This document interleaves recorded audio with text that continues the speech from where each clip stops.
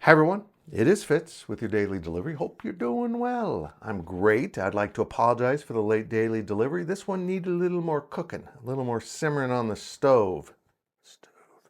And here we are, recording at DD on Sunday morning for Sunday.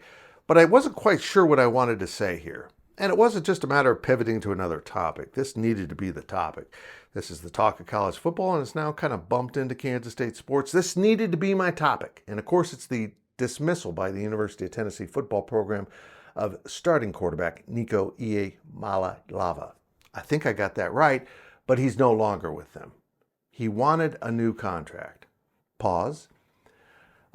I am not used to saying a college athlete wants a new contract, but that is the world in which we live. And a lot of people are clinging on to this dismissal of a starting quarterback trying to renegotiate instead of playing the spring game as a sign of why college football is broken.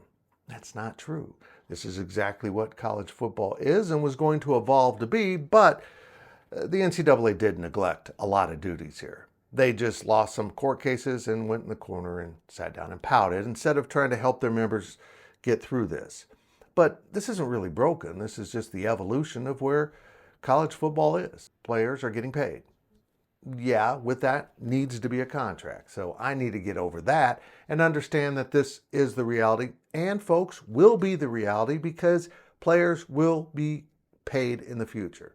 It might be through NIL, true NIL, actually lending your name, image, and likeness to something, and also through the rev sharing program set out by each school. So we're in the pay for play era. That's not broken. That's just the evolution of the game.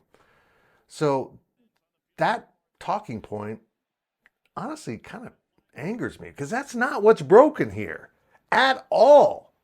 What's broken is the fact the second Tennessee lost its quarterback, the fans and probably the coaches themselves started going, whose quarterback can we steal? Who's under contract? Who is being counted on by another program to be there in the fall? And of course, the fans brought up Avery Johnson at Kansas State. Naturally. I mean, Avery's an electric kid. He's Nico times 3. He just is. He's proof that paying a quarterback more to go to Tennessee as opposed to Kansas State does not make that quarterback better. Maybe the problem here isn't the fact that Tennessee didn't have a good quarterback. It's that Tennessee overpaid for the talent they had. Avery Johnson is at Kansas State, and he has turned down every offer to come his way. And if Tennessee is silly enough to believe they're the first football program in college football to come up with the idea of trying to raid another program's quarterback, well, Avery Johnson and his family have been having phone calls constantly, and the answer is always no.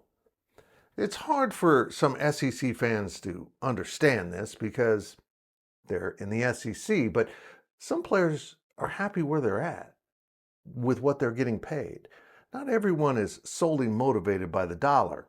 And if you're looking for players that are solely motivated by the dollar, you're getting the wrong players. That's the model that's broken. Quit paying players huge amounts of money and then just expecting out of contractual courtesy, they're going to be loyal and impassioned about playing for your team. No, you need to find the players that will be loyal, who are passionate about playing for you and paying them. That's where the model is broken. And the fact that another fan base immediately says, hey, we just lost our quarterback, who can we tamper with? Because at the end of the day, that's really what the NCAA has ignored.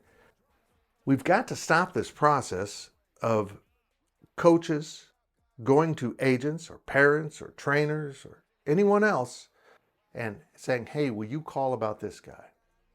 Now, this is where the NCAA has indeed screwed up. Why? Because if you're charging anyone to act on your behalf, they are your representative. That is tampering. And that is still against the rules. You see, the problem isn't the rules have dissolved. The problem is now the coaches and a lot of these programs are ignoring the rules that are still in place. Yeah, asking for honor in college athletics isn't going to happen. But trying to immediately solve your problem by wounding someone else is selfish, ugly, and unfortunate that that's what college athletics has become. That's what's broken. Not that a kid wanted more money. He thinks he deserves it. Not that a football program dismissed him because they didn't think he deserved it. That's business. But trying to steal someone else's product without having an opening to actually negotiate a contract is the problem. And it needs to stop.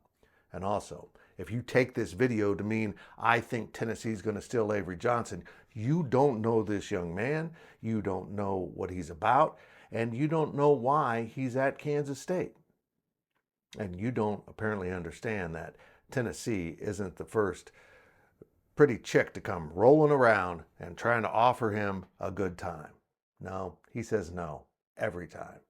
The money has been offered before, and the answer is always that. Maybe this one will be different. Maybe I'm wrong. But still, it's scummy. And that is the problem.